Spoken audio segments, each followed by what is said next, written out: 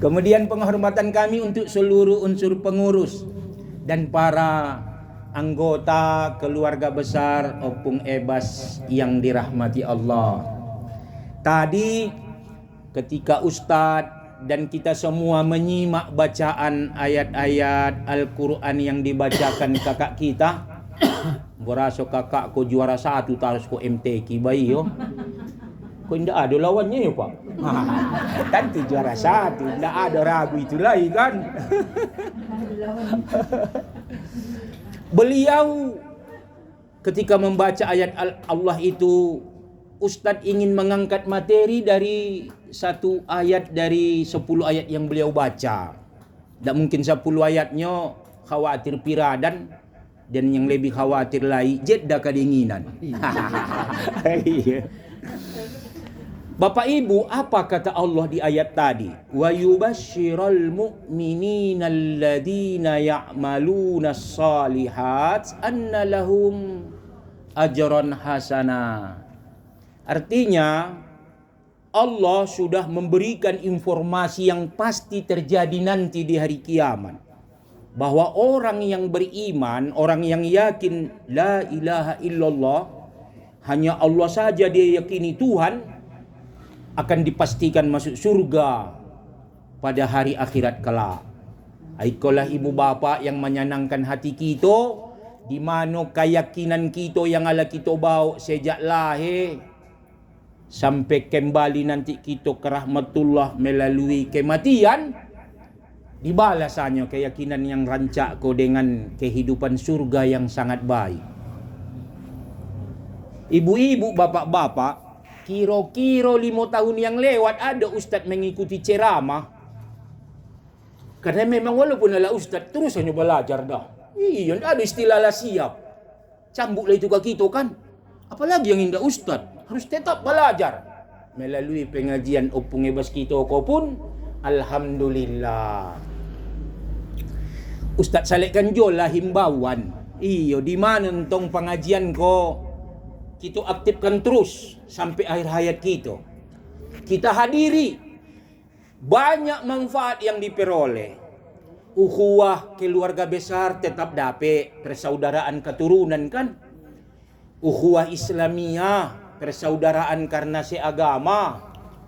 Karena entong 1-2 anggota kita kok indah inyo dari Opung Ebas langsung, tapi pasangan inyo dengan keturunan Opung Ebas kan, apakah sebagai istri, suami, atau menantu dan sebagainya. Jadi banyaklah hikmah termasuk sarana kita belajar tentang ilmu agama ini. Ustadz Sajo ibarat cerita tadi awak katakan, menuntut ilmu ko ternyata tiap hari awak karajokan dah. Karena entong kemudahan handphone ko kini, indak mesti laipai kita ke majelis taklim, ke pesantren. Bisa buka saja ceramah-ceramah lengkap. Sampai-sampai di sekolah salah satu ustadz tahu, kiranya banyak-banyaknya ustadz di Jawa Timur menguasai Bibel, kitab suci Kristen. Sehingga dibongkar sidaklah kelemahan isi kitab Bibel ko. Lalu banyaklah orang Kristen masuk Islam. Termasuklah Kristen Tarutung, namanya Ustadz Nababan. Ingat nambah Ustadz Nababan kau masuk Islamnya di Jawa Timur itu. Pak Ustadz, bimbingan belajar. Apa? Bibel, kitab suci. Aiko efek lambek jet daiko. Jadi kita baca beto. Kok tadi mikrofonnya kete efek usia kata ibu-ibu Pak. Kok iko salah daga jet dah balu mat after dari kita kira ya. Karena namanya parlapo laki lapa itu. Bauan parlapo itu laki lapa. Dikritik sakit biar jago. Pas cocok bana. Kalau kok yang kawan menyapa ko indak tampi awak sagan lai karena tetangga yang sangat lama. Ibu bapak, jadi kembali ke kaji tadi kan, bahwa ternyata dengan media sosial kok banyak dapat kita ilmu sehingga bisa kita tiap hari belajar. Nah, Masuk balik ke materi tadi. Kata Allah, nanti kita udah dipastikannya masuk surga karena keyakinan kita la ilaha illallah itu memang dibalasnya dengan surga. Lalu Ustadz kajilah 5 tahun yang lalu macam mana nyo hidup di surga kok.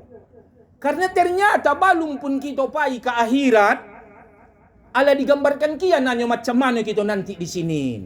Digambarkan Quran, digambarkan hadis-hadis Nabi. Gambaran yang dikatakan Allah di Quran kita kok di hadis Nabi ala dipastikan Allah kualitasnya di ayat pertama yang dibaca kakak tadi.